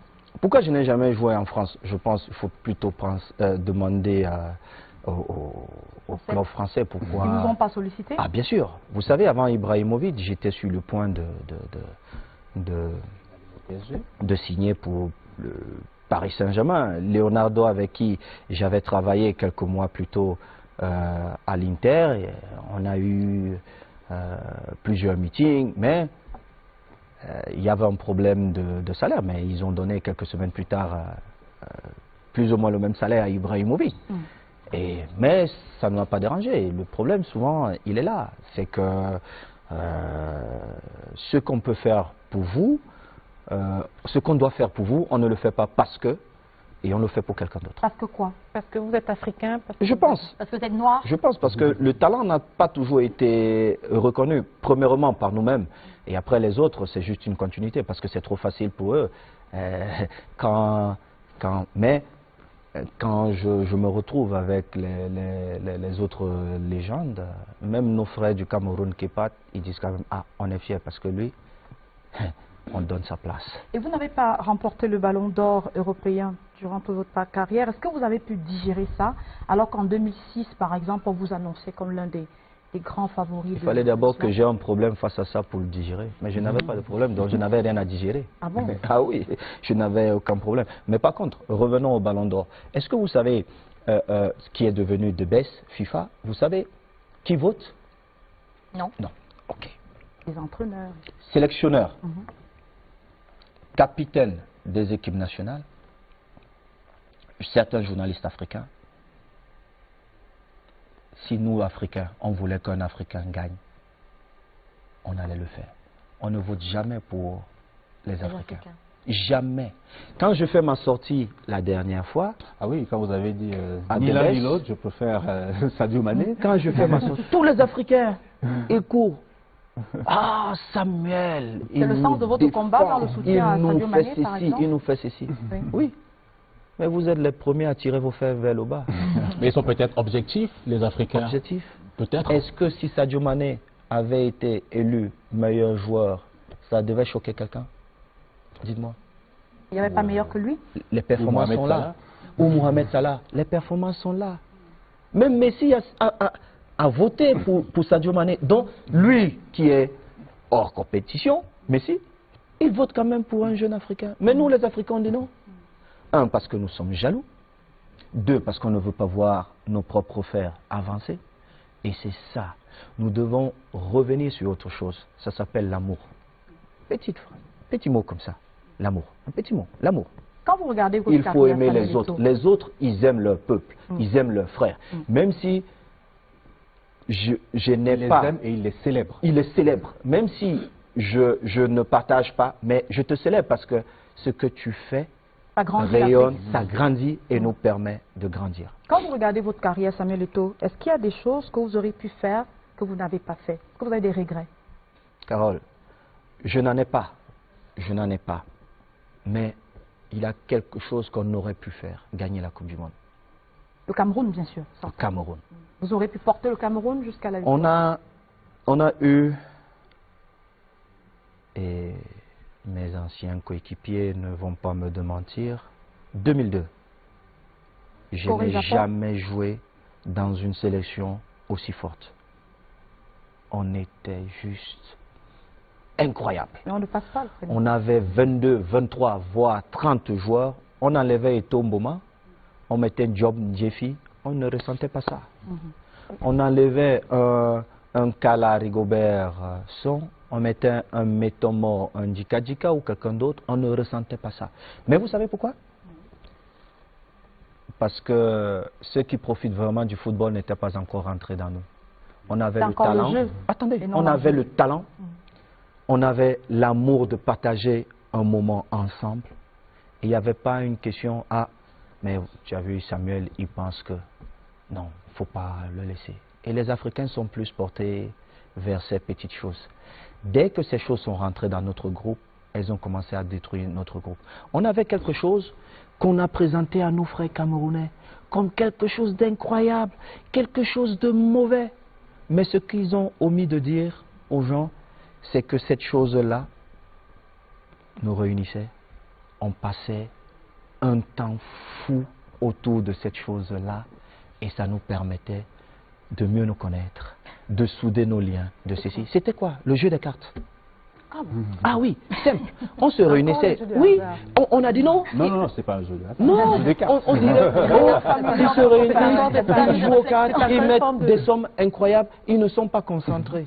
Quand on gagnait, on ne disait pas, ils ont quand même joué aux cartes. Mais moi, je vais vous dire, il faut qu'on laisse ces enfants jouer, être ensemble. Parce que... Jouer aux cartes jusqu'à 2h, 3h du matin alors qu'on doit jouer le lendemain. Mais c'est plus clair, moi je vais vous dire. Ça renforce la cohésion du groupe. Ça renforce la cohésion du groupe. Déjà quand vous arrivez... Non. Quand vous arrivez à l'équipe nationale, ce n'est pas comme en club où on passe beaucoup plus de temps ensemble. L'équipe nationale, quand vous les voyez, pendant une compétition, ils passent quoi? Un mois ensemble. Un mois ensemble. L'entraîneur doit vous mettre sa tactique dans la tête, il doit vous mettre beaucoup de choses. Mais parfois, vous avez 15 joueurs qui se connaissent, qui jouent depuis quelques années ensemble, et vous avez 8 autres qui viennent d'arriver. Juste en parlant, on règle certaines choses. Et notre force, c'était quoi? C'est que quand j'entrais au stade comme ça, je disais à mon grand frère Rigobert, bon, Mbombo, mais l'on a bu bas. Le Nigérien ne va pas comprendre ce qu'on va dire. Lui, derrière, il va se retourner, il va dire à Lumbuka, ah, le sorcier là, il dit qu'il a 2, donc on doit tout faire pour que ça reste ici. Mais c'était des choses, des petites choses qui nous portaient vers la victoire. Vous ne comprenez pas peut-être ça. Les gens n'ont pas suffisamment d'épaules pour vous dire, ce sont des faux prétextes. n'acceptez pas ça, parce que vous êtes le lien entre ces gens, le public et nos joueurs. Mais vous, les joueurs, Non. il avait compris. Si c'était un problème pour les joueurs, parce qu'il y a des règles, hein. Il y a des règles. règles au sein de l'équipe nationale. Si j'arrive en retard, je paye une amende. Si je n'ai pas le même polo que les autres, et ce sont des sommes importantes. Oui, mais Samuel, Donc, sachant justement, que... des sommes importantes. Alors, si quelqu'un a perdu, je ne sais pas moi, 10 millions, 15 millions la veille dans un jeu de cartes, comment peut-il être concentré le lendemain pour Pour jouer? le match. Mais moi, je vais vous dire, parce qu'en gagnant ce match, il retrouve ses 15 millions. Albertine, Justement, Albertine. toute la différence est là. Moi, je vais vous dire, moi, à l'époque, je ne savais pas jouer, mais j'étais là. Après, j'ai appris, donc j'ai commencé à jouer moi-même. J'étais parmi Vous les avez premiers. perdu combien?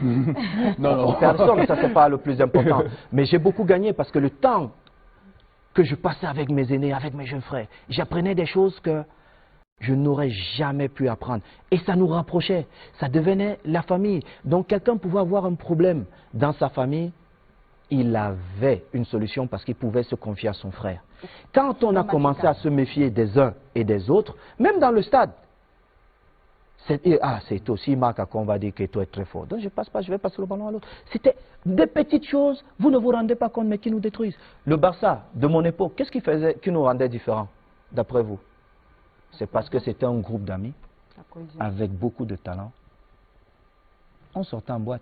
Moi, je ne bois pas. Mais j'étais obligé d'aller m'asseoir en boîte. Le moment qu'on passe en boîte là, on va se dire, ah, mais la petite là, elle est belle. Vous ne vous rendez pas compte, mais on échange. On se retrouve en train de parler d'autre chose. On est loin du football. Et c'est important. On sait que quand on rentre dans le stade, sans le vouloir, vous êtes comme ça. Et c'est ça. Il ne faut pas créer, vouloir inventer des choses et dire non, non, non. Il faut qu'on vous dise des choses et expliquer aux gens. Ce sont des professionnels, ils sont payés pour ça. Vous savez, ils sont payés beaucoup d'argent pour être professionnels. Donc ils savent ce qui est bon et ce qui est mauvais. Mais vous pensez bien que les premiers intéressés pour avoir une meilleure carrière, ce sont les joueurs quand même. Exactement. Alors, est-ce que vous pensez qu'un joueur professionnel va vouloir perdre un match? Il est payé pour s'entraîner et pour gagner les matchs. Et son intérêt, c'est de gagner le plus de matchs possible parce qu'il a plus d'argent. Alors, Samuel, est-ce que vous pensez que pour un joueur de votre trame, est-ce que c'est un acte manqué de ne pas avoir joué au championnat français? Parce que l'image qu'on nous renvoie, c'est justement que c'est un championnat par lequel il faut nécessairement passer pour être un très grand. Et quelle image que vous avez aujourd'hui lorsque vous Non, c'est faux. Je dirais les journalistes français, qui sont très très bons, sont les meilleurs au monde.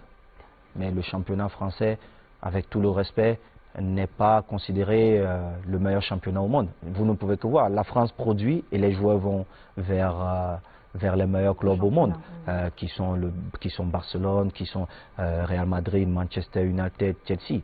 C'est ça la réalité. Mais par contre, au niveau du journalisme, les journalistes français, je dis chapeau. Donc, Parce que ils savent vendre leur championnat, ils savent vendre leurs joueurs, Mais ils n'ont pas et réussi vous à vous avez convaincre. l'impression de que les joueurs qui sont passés dans le championnat français sont les meilleurs que meilleurs. les autres. Moi, je jouais à l'équipe nationale du Cameroun, je jouais au Barça, considéré comme le meilleur joueur en Afrique. Mais on va vous parler de mon aîné Patrick Mboma, qui a beaucoup de mérite. On va vous parler des autres, et je viendrai peut-être à la 10e place. Ce qui ne me dérangeait pas, parce que moi, à l'époque, on partage, je sais ce que je représente. Carole, Quel la est dernière votre question, club de cœur comme, dans le championnat camerounais? Mon club de cœur? Oui. Oh, ça dépend. Si j'ai plusieurs, mais Un seul, s'il fallait faire un seul. un choix. moi, c'est je lequel? vais vous dire, il faut qu'on ramène AS Babimbi, première division, comme ça au moins. On va pas les ramener, on va pas les ramener avec les pieds. Pour ceux qui Non, sont déjà je en suis première sérieux. division. Je suis sérieux. C'est celui-là que vous assurez, par exemple. Moi, j'aurais voulu que AS Babimbi ou la Dynamo retrouve Dynamo de Douala. Dynamo de Douala, toutes ces années où nos clubs, les clubs camerounais faisaient rêver toute l'Afrique. Et je pense que jusqu'à présent, on n'a pas encore trouvé la bonne solution pour remettre ces clubs-là en avant. Parce que le football camerounais, vous, je ne sais pas, mais moi, j'ai grandi en ayant des idoles qui ont passé une grande partie de leur carrière au Cameroun. Quand je voyage et je vois le respect qu'on apporte au Canon de Yaoundé, au Tonnerre, ils ne savent même plus que certains de ces clubs n'existent plus. Vous comprenez? Et je me dis, Et je me dis, nous-mêmes, nous ne nous rendons pas compte de certaines choses. Et d'où j'appelle à notre fierté, la fierté d'être Camerounais. Il faut qu'on soit fiers et qu'on se dise, mais nous sommes les meilleurs. Vous êtes des meilleurs. Moi, quand on parle de vous, dis putain, moi je vous suis de temps en temps. Mais je vais vous dire, souvent quand on parle de vous, je dis, c'est quand même un frère. Je suis content. Je suis content. Parce qu'on dit, si tu passes à son émission, c'est quelqu'un de sérieux. Il ne va pas faire du raquettage, il ne va pas faire ceci, il ne va pas faire ceci. Et il veut faire avancer la société. Je suis fier. Parce que dans notre contexte aujourd'hui, c'est difficile. Dès que quelqu'un te pose des questions difficiles ou il vient, il parle en bien de toi, on dit, mais il a failloté. Parce que vous étiez amis. Nous allons dire merci à Lucrèce Medou Ndjemba qui nous a accompagnés jusqu'à 7 heures, mais qui est obligé de nous quitter pour aller dans un studio juste à côté pour d'autres travaux qui l'attendent. Et nous poursuivons donc notre émission Samuel Eto'o sans veto. Nous allons avec Dipita entamer ce qu'on a appelé le hors-jeu. Avec le hors-jeu, c'est la partie où nous nous intéressons à toutes les polémiques qui ont jalonné la carrière de Samuel. Bonsoir Dipita. Alors, il y en a eu beaucoup des polémiques quand même. Bonsoir encore Valérie, surtout des non-dits. Samuel, dites-moi, Renaître, c'est le titre du livre de Nathalie Nkwa. Vous recommanderez ce livre à votre fille? Si mes enfants décident de lire un livre, je ne m'y opposerai pas, sauf si ce sont des livres pour adultes. Je pense que mon devoir de père, c'est d'accompagner mes enfants, mais de laisser aussi un certain choix à mes enfants. Vous êtes content de voir cette renaissance? Nathalie, qui dit être partie d'une vie légère pour une prise de conscience et se donne un nouveau départ, vous dites, vous l'aiderez, vous l'accompagnerez, vous pourrez la conseiller sur ce nouveau chemin? Mais vous savez, il y a eu plusieurs antécédents. J'ai pu parler de cette histoire. Je ne parle jamais de cette histoire et je ne le ferai pas aujourd'hui. C'est une histoire sombre de mon passé. Beaucoup de gens ont été blessés avec cette histoire. En premier, ma famille, mon épouse, ma fille aînée qui était en âge de comprendre certaines choses. Je ne rentre pas dans qui avait raison ou qui a tort. C'est ouvrir des débats sans fin. Je dis juste, ce sont des choses qui n'existent plus dans ma vie et qui ne reviendront plus dans ma vie, dont j'étire un trait sur ça. C'est du passé, des choses peut-être pas vraies ont été dites, mais il y a du vrai également. Au quotidien, au moment où vous me parlez, chaque acte, chaque geste que vous posez, c'est en parallèle à cela.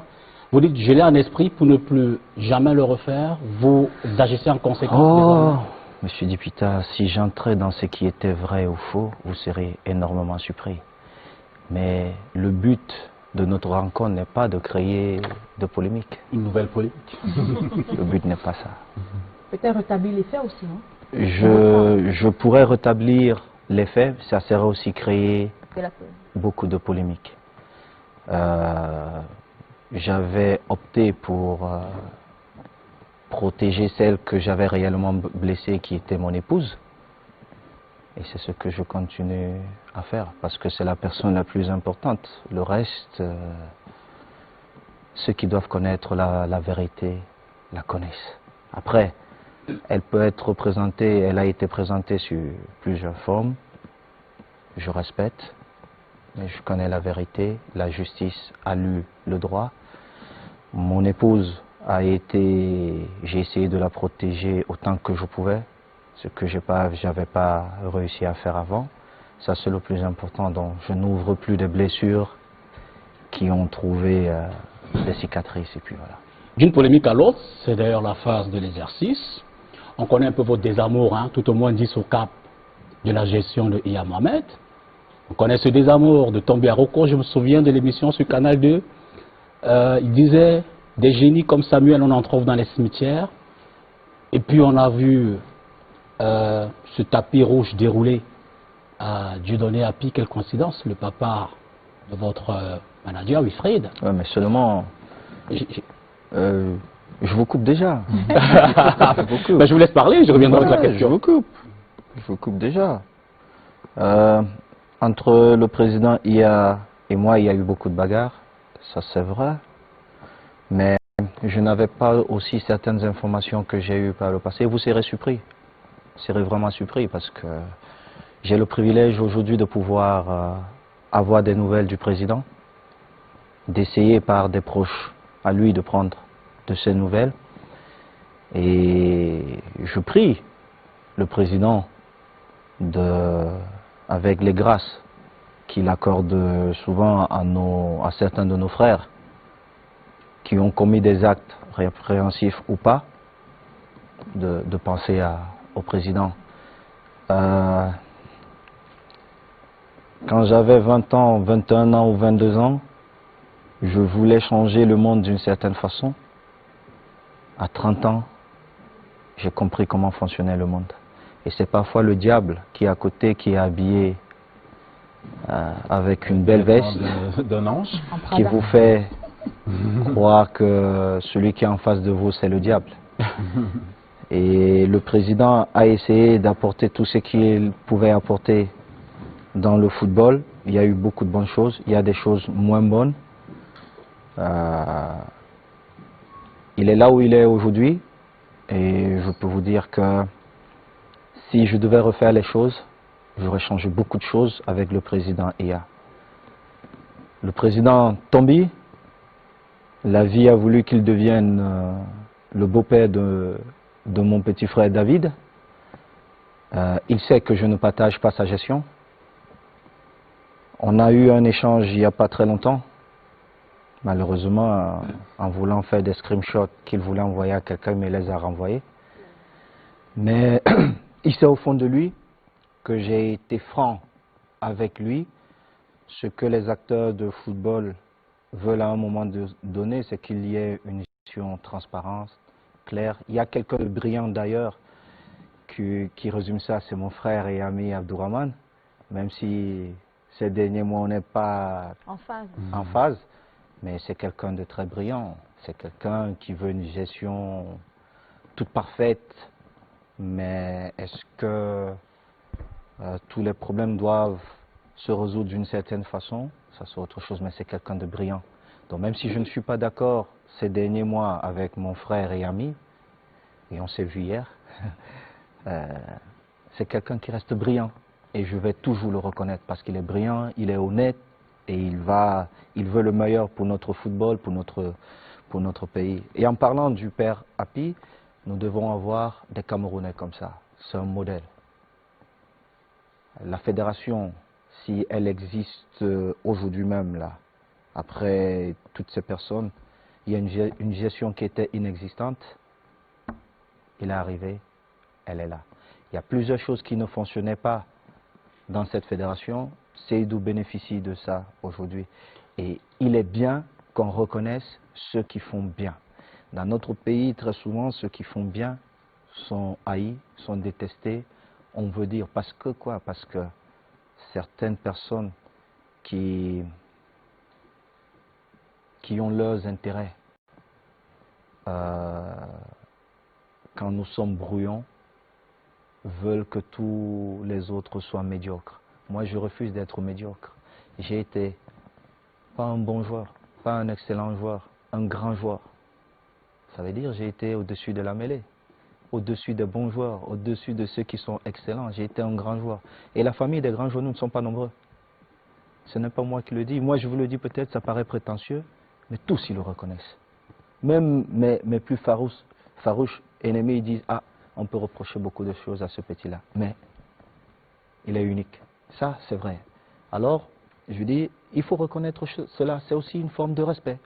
Et Papa Hapi, même si je travaille avec Wilfried qui fait un travail excellent, Papa Hapi a fait du bon boulot à la fédération. Nous devons lui reconnaître ça. Donc Une partie de la CAN même, que pour certains souhaitaient peut-être qu'on l'appelle. Je ne comprends pas comment vous pouvez aimer votre pays et vous souhaitez qu'un événement que les autres organisent et nous nous pressons de prendre nos tickets et d'aller verser l'argent parce que vous avez les hôtels à payer, vous devez manger, il y a beaucoup de choses, vous devez sortir, partager des repas dans les restaurants.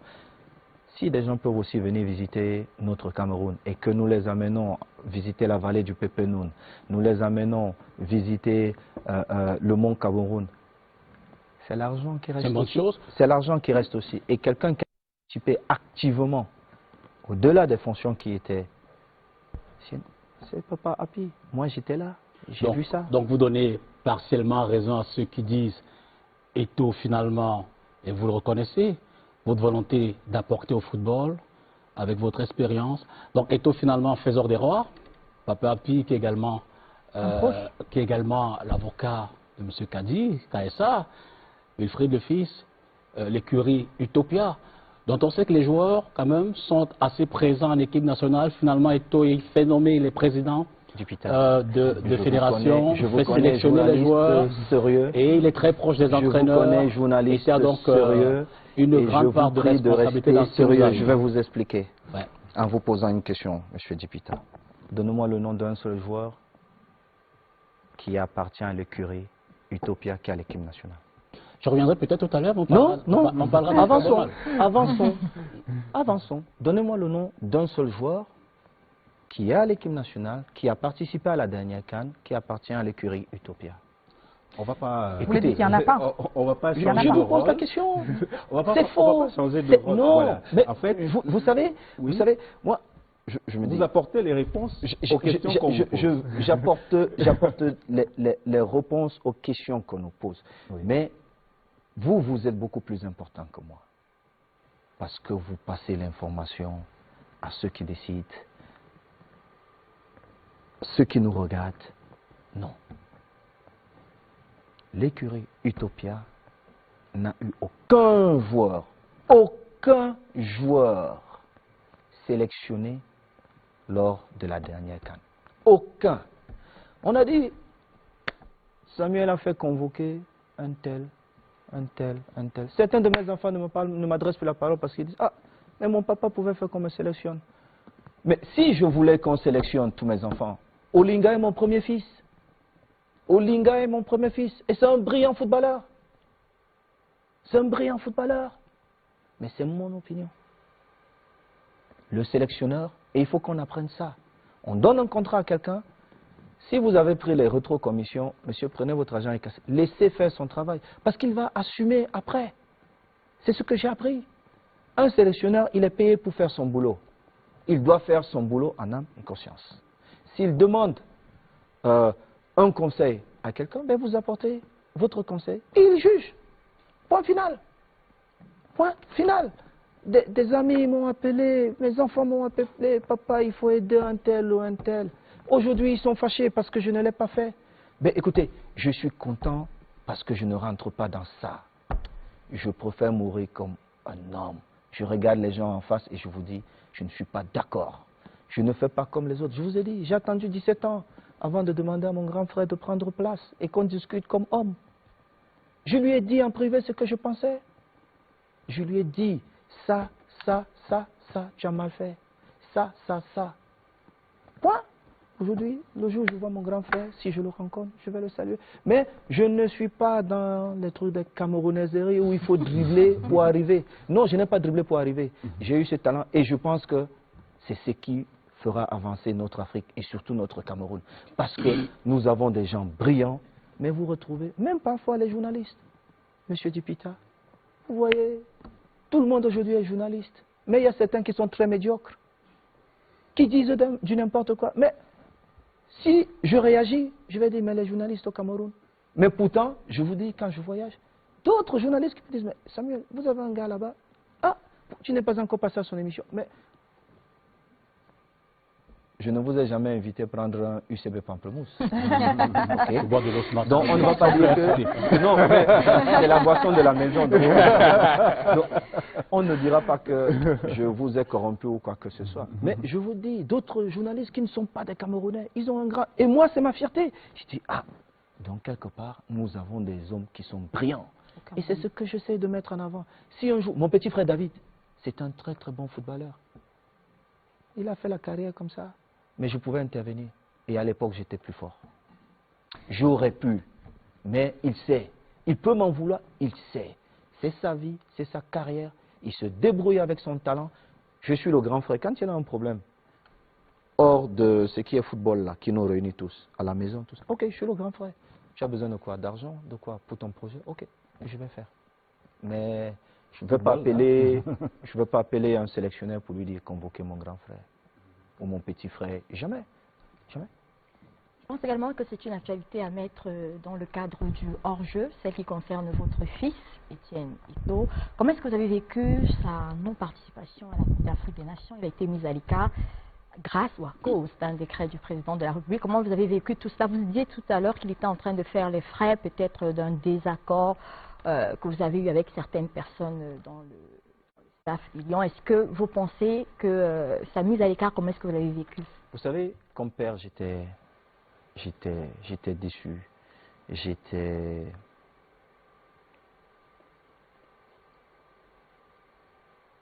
J'avais envie de crier très fort. Mais ça, c'est le ressentiment d'un père qui veut protéger son fils.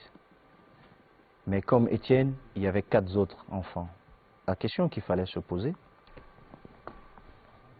ces enfants peuvent devenir les prochains Kylian. Ces enfants peuvent devenir, pour vous prendre un exemple, qui est là, Matip. Ça veut dire ne pas prendre la nationalité camerounaise, choisir autre Ils chose. peuvent refuser de jouer pour l'équipe nationale. On peut revoir le décret alors? Vous trouvez que c'est un Je ne décret peux pas. injuste? Non. Les décrets sont là. Les hommes sont là pour l'appliquer.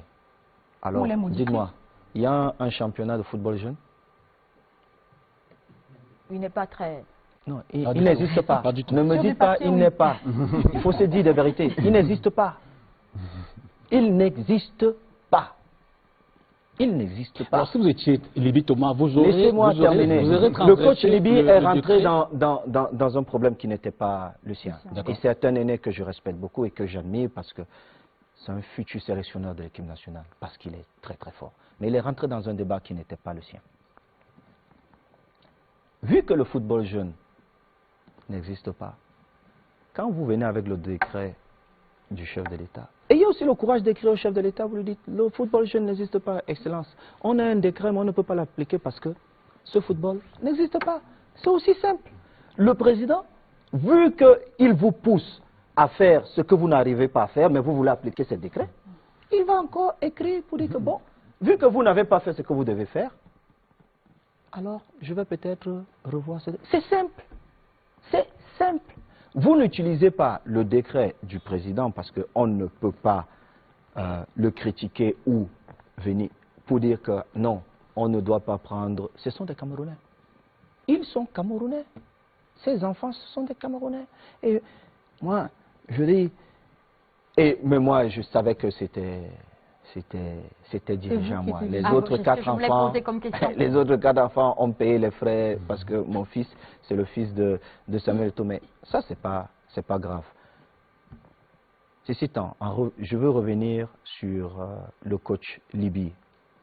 On a été champion d'Afrique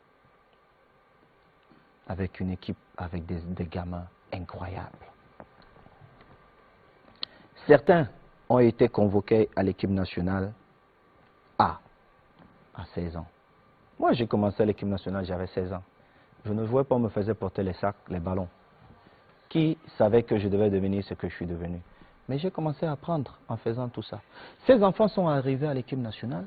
Certains journalistes disent, parce que ces enfants sont du groupe Utopia, parce que ces enfants sont, c'est pourquoi ils sont à l'équipe nationale. Mais je vais vous dire, et Steve, la FIFA, la grande FIFA là, les plus grandes promesses du football de demain, et Steve, vous voyez, il est Camerounais. Alors, comment voulez-vous préparer des compétitions que nous aurons dans 2 ans sans compter sur des enfants? Pensez-vous que vous allez prendre cet enfant dans 2 ans et lui dire, prends tes responsabilités? Ça ne se fait pas comme ça. Moi, j'ai eu la chance, je suis arrivé jeune, j'avais très envie de jouer. Je me demandais, mais pourquoi ce sélectionneur, pourquoi Claude Leroy ne me met pas? Pourquoi tel ne me met pas? Mais il savait pourquoi il le faisait. Pourquoi? Parce que j'apprenais aux côtés de ces aînés. Je prenais mon expérience, je voyais comment ça se passe. Et le jour où ils m'ont lancé, c'est comme si je jouais depuis. Pourquoi? Parce que j'étais déjà là et je vivais déjà ça. Il y a beaucoup de joueurs qui arrivent à l'équipe nationale. Première sélection, Fadena. C'est difficile de jouer à Yaoundé. Vous ne vous rendez pas compte. Moi, c'était comme un jeu d'enfant parce que je dominais. Et comme ce sont les gars de Bogada et Tommy qui sont mes amis. Donc, quand ils ont donné le ballon à Eto, sport, ils ont un deal avec la fédération où ils doivent apporter leur avis sur la nomination du sélectionneur de l'équipe A. A. Donc, quand vous sortez de ça, ça veut dire qu'il y a l'ingérence. Mais parfois, pour des questions d'intérêt égoïste, on sort et puis on ne sait plus qui fait quoi, qui ne fait pas quoi. La fédération camerounaise, et il est temps, le président, il y a un président qui était là, qui est là, qui a été nommé, il faut qu'il prenne ses responsabilités. Il faut qu'il prenne ses responsabilités. La Coupe d'Afrique Algérie, c'est pas loin, surtout la Coupe d'Afrique. La dernière Coupe d'Afrique avec tout ce qui s'est dit autour, tous les scandales, l'affaire Bomal, dont on a vu des messages sur la toile, à côté l'histoire Zambo Anguissa. Je dis que finalement, même des joueurs ont le sentiment, il s'est excusé peut-être après, mais je veux dire, on peut se dire, Bomal qui s'est racheté, hein, ou qu'il a voulu se racheter, sachant qu'il a blessé, mais dans le fond, n'a-t-il pas dit vrai ou une part de vérité dans ce qui se fait autour de l'équipe, s'agissant de l'implication de Samuel Eto'o? Vous savez, si j'étais un garçon méchant, j'aurais porté plainte à Bomal. À ce point-là? Ah oui. Je l'aurais même tué de mes propres mains pour vous dire. À ce point-là? À ce point-là. Et il faut qu'il écoute ça. Si j'étais un garçon méchant, et je suis pas quelqu'un de méchant. Quand moi j'ai un truc à dire, je le dis. Vous n'avancez pas des choses qu'on met dans votre bouche, des gens qui ont d'autres intérêts. Qu'est-ce que j'ai à gagner moi? Bomal. Avant il était à l'équipe nationale. Comment il a fait pour arriver à l'équipe nationale? Comment il a fait pour arriver à l'équipe nationale? Il a payé quelqu'un? Mais s'il a payé quelqu'un, qu'il dit j'ai payé telle personne pour arriver. C'est simple. Il ne me connaît pas, il ne m'a jamais vu de sa vie. Il ne m'a jamais vu. Il a prétendu que je suis allé à des réunions pour mettre ceci ou cela. Mais écoutez, si je faisais la liste, le premier joueur que j'aurais convoqué, et je vous dis encore, avec des sentiments, ça serait Olinga. Ça serait Olinga. On revient toujours. Oui, parce que j'ai une affection particulière. C'est ma dernière. Non, non, écoutez-moi. J'ai une affection particulière sur ce joueur, sur ce jeune garçon. Mais, je vous dis, et mes enfants pourront se fâcher comme ils veulent. Mais moi, Samuel, je m'arrête aux portes. Je respecte le travail des autres. Je ne suis pas sélectionneur. Monsieur Clarence Seedorf a pris cette décision et il les assume. Quand il a pris la décision de ne pas aligner Zambo Anguissa, ben moi, comme supporter, j'étais dans tous mes états. Parce que pour moi, jusqu'à ce jour, Zambo était le meilleur joueur. Alors, mais non, laissez-moi terminer. Parce que vous avez tous fait des commentaires en disant Samuel, mais ceux-mêmes qui vous poussent à faire ces commentaires, ils sont assis dans des bureaux. Ils sont assis dans des bureaux. Eux, ça ne les intéresse pas, les résultats du Cameroun. Moi, je souffre quand le Cameroun perd. Je souffre parce que je sais combien vous allez dire du mal sur ces gamins qui laissent tout pour nous défendre. Je sais, mais eux qui sont manipulés, qui n'ont pas l'expérience que j'ai eue. Et vous savez que quand j'étais à l'équipe nationale, j'étais redoutable. Non, vous avez le temps. Je peux me rester 3 heures ici. Non, mais l'émission n'a pas 3 heures. Je vous dis, je n'ai jamais intervenu sur ça. Je n'ai même jamais pensé à ça. Je n'ai jamais. Alors, pour la dernière. Quand j'ai appris le 11 qui sortait, j'ai fait le commentaire à Wilfried. Il doit être quelque part pas loin. J'ai dit, mais ce Clarence Seedorf, il joue avec mon cœur. Alors, pour la dernière, Samuel. Mais c'est le supporter qui parle. Pour la dernière. Je veux dire, on vous écoute depuis bientôt 90 minutes. Et bien avant, je veux dire, vous donnez l'impression de renvoyer l'image de celui qui a tout fait pour que ça marche, malgré les couacs qu'on constate. Si vous avez 2 péchés que vous serez reprochés dans vos actions à la fédération, vous direz vous êtes fautif de quoi? Je dirais dans que vos actions dans à le une football certaine époque, je camerounais. n'ai pas présenté, même si je pense que j'avais raison, je n'ai pas présenté les choses comme il le fallait. Vous n'avez pas tout dit pour que les autorités je n'ai prennent... pas présenté les choses comme il le fallait. C'est-à-dire? Parfois, il ne suffit pas de vouloir aller en guerre avec les autres. Parfois, un dialogue est plus important qu'aller en guerre. Vous étiez en guerre contre qui? Avec qui? Avec tous ces gens qui ne voyaient pas notre Cameroun comme je le voyais.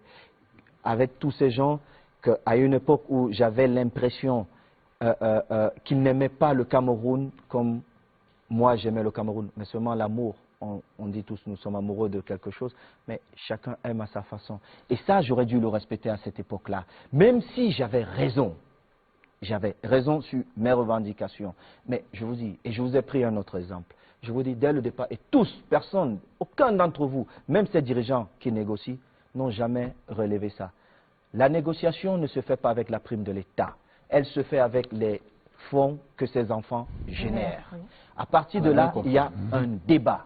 Donc, l'autre débat, c'est un faux débat. Alors, vous apportez vos opinions, vous dites ceci, c'est un faux débat. Le débat, il est ailleurs. Je génère de l'argent, monsieur, asseyons-nous. Il y a des clubs qui doivent recevoir quelque chose. Il y a ceci, il faut l'entretien de ceci. OK, quel est notre coup de part dedans? C'est là où il y a le débat. Samuel, nous allons terminer bientôt cette émission. J'ai cru comprendre qu'il y avait dans le public une ou deux questions que nous allions prendre. Il y a une jeune dame qui tient le micro. Vous venez, mademoiselle, venez à côté de moi. Vous vous présentez et vous posez rapidement votre question à Samuel. Bonsoir Samuel. Bonsoir. Moi c'est Armel Santana. Et alors c'est un honneur pour moi de poser une question à une légende comme vous, surtout que je suis une très grande fan. Donc alors nous remarquons que sur le plateau il y a la plupart des grandes chaînes de télévision camerounaises. Alors ma question est de savoir pourquoi Equinox Télévision n'est pas représenté ce soir sur le plateau. Mais écoutez, moi mes équipes ont contacté toutes ces chaînes. Ce que j'ai cru comprendre, c'est que l'emploi du temps des gens à Equinox n'allait pas avec le nôtre. Et je pense que c'est pourquoi Equinox n'est pas là. Mais j'aurais souhaité que Equinox soit là. D'autant plus que j'entretiens une relation plus ou moins étroite avec mon grand frère. C'est vrai. Ne vous boudez pas? Pardon? C'est pas une bouderie, non? Vous savez, alors j'irai me mettre à genoux et dire au grand frère qu'il me parle. Vous savez, peut-être j'ai posé un acte qui n'a pas plu à mon aîné, mais c'est la famille, parce que c'est grâce à lui que je suis devenu ce que je suis devenu. Donc j'irai le voir. Merci Samuel Eto'o. Nous allons bientôt donc mettre un terme à cette émission, 90 minutes au cours desquelles vous avez abordé tous les sujets, je crois, cher Une impolitesse dans sa conclusion. Oui. Issa Hayatou, Seydou Mbombo Djoya, si dans la conclusion il peut en dire un mot, ce serait pas mal. Oh, vous savez, le président Issa Hayatou a énormément contribué au rayonnement du football africain. Beaucoup. Vous faites un patricide. Et les gens ont dit, ah mais Samuel n'a pas soutenu le président après 28 ans. Mais écoutez, parfois il faut dire des choses dures à son père. C'est aussi ça montrer à son père qu'on a grandi. Ce n'est pas forcément de dire à son papa, je t'aime comme mes aînés font, alors qu'au fond, dès que le papa a tourné le dos, il torpille le papa. Non, le président Issa Hayatou a fait du football africain ce que le football africain est aujourd'hui. Et comme je l'ai conseillé au président Ahmad, je lui ai dit, en discutant une fois, il m'a sorti une phrase qui m'a bouleversé parce que je voyais cet amour du président vis-à-vis de son aîné. Je lui ai dit, alors président, allons-y, célébrons le président tant qu'il est vivant. N'attendons pas qu'il soit mort pour dire célébrons le président. Mais c'est lui le président. Donc on vous dit beaucoup de choses. Et pour Seydou, je vous ai dit, tous les candidats sont venus me voir et certains jusqu'à Konya en Turquie.